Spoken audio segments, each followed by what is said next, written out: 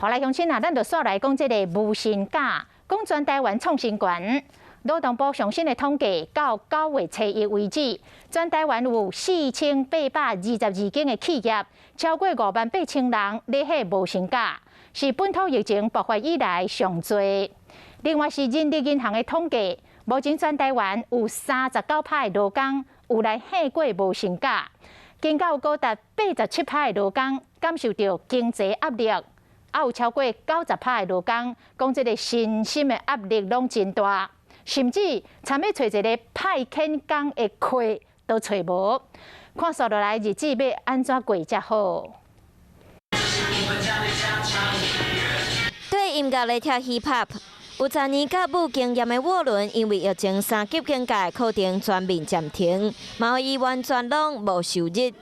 严格来讲，不是只有3、4个月啊，因为我们从去年疫情爆发，学生就很怕来上课，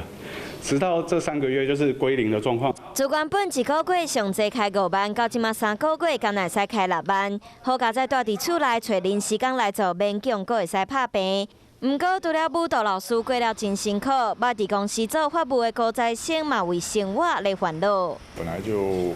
还蛮辛苦，是法律业嘛，然后后来因为那个工作关系有没有？那疫情爆发啦，那你还要去支援一些可能行政类，比如说什么酒精发放啊，然后什么口罩分装啊那些。原本伫大企业做法务，冲伫第一线，想要到疫情，互伊一个人爱做2个人的代志，添甲拢破病，敢会使立即调养身体。就算是国立大学法研所，连临时工拢找无。人力银行统计有39%劳工放过无薪假，87.4%感受到经济压力，其中有30%感觉无法度负担，嘛有90.8%劳工感受到身心压力，有1/4的人无法度承受。统计来平均财务缺口超过7000。劳动部公布上新的数据，到昨为止，全台有4822间企业放无薪假，有超过58000人是本土疫情爆出以来的新冠。公布这个无薪假的数字，在家数的部分是